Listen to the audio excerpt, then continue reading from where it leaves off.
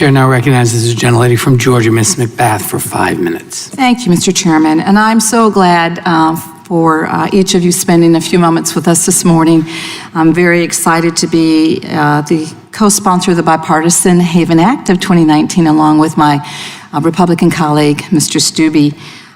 This measure has also been endorsed not only by Ms. Petraeus and Mr. Koch, but also endorsed by the Veterans of Foreign Affairs, American Legion, Disabled American Veterans, among others. And I appreciate this opportunity to discuss ways in which we can reform our bankruptcy system to better serve people and small businesses that are facing financial hardship. No one wants to turn to bankruptcy, and we should ensure that these systems effectively help people rescue their financial lives. I'm especially pleased to have the opportunity to discuss my bill, the Haven Act, which I introduced, as I said once before, with my Republican colleague, Congressman Stubbe. This bill would help veterans qualify for bankruptcy relief by excluding their VA and Department of Defense benefits from the calculation of their income, as it is already done with Social Security disability payments. This small change will help veterans who are most in need, and no one should ever be penalized for the payments they receive for their injuries resulting from their brave service to our country. I'm proud to support this bipartisan bill and to discuss it with you today. And Mr. Keach, I'll turn to you if you will.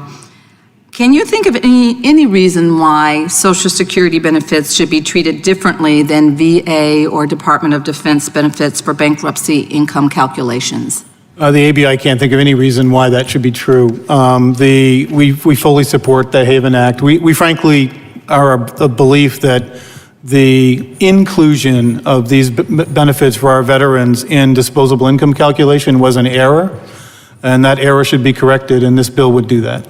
Thank you very much. And Ms. Petraeus, in your written testimony today, you cite a study indicating that 125,000 veterans filed for bankruptcy in 2017. The study also found that although veterans comprise only 10.3% of the population, they make up 14.7% of Chapter 7 debtors and 15% of Chapter 13 debtors. Why is it important for veterans to be able to access Chapter 7 bankruptcy rather than counting their benefits as income and potentially making only Chapter 13 bankruptcy relief available for themselves? Thank you for the question. I must say this has been an education for me on bankruptcy. Chapter 7 is the equivalent of a fire sale. Everything must go. You dispose of your assets and then you walk away freed of your obligations. Chapter 13 is a whole nother thing where you end up paying for 3 to 5 years. You have to set up a payment plan. And frankly, for many of these veterans, they don't have a whole lot of money to start with. And if they end up having to even take their disability pension and apply it to their payment plan, they've got almost nothing left. The military leads a very mobile lifestyle. I myself moved 24 times in 37 years while my husband was on active duty. The spouse unemployment is a very significant issue for the military, which means they have not had a spouse who has had the opportunity to build a career or to have a very significant income. When you add in disability, that spouse may now be a full-time caregiver as well. So they just don't have a lot of money, frankly, and to take away their pension and apply it to a payment plan is just punitive, and I can't imagine that that was really intended. Thank you. And one more question. Based on your many years of experience working with service members and veterans dealing with financial challenges, why do you think so many veterans are seeking bankruptcy relief?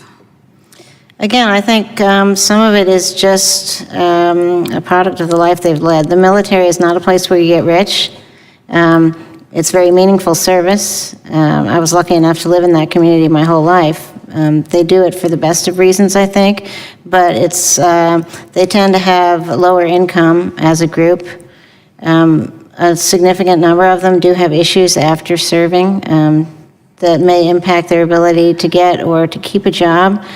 I'll also say they're not exempt from the student loan crisis. Even though they have the GI Bill, a surprising number of veterans have significant student loans, in many cases because they have been targeted by unscrupulous for-profit colleges that have marketed to them, and they have spent not only their GI Bill, but then taken out private student loans to fund what in many cases is a fairly worthless education. So they have a lot of the same issues. They have a mobile lifestyle, and they don't have a good income to start with. So when they get out of the military, that may put them in a very shaky financial situation.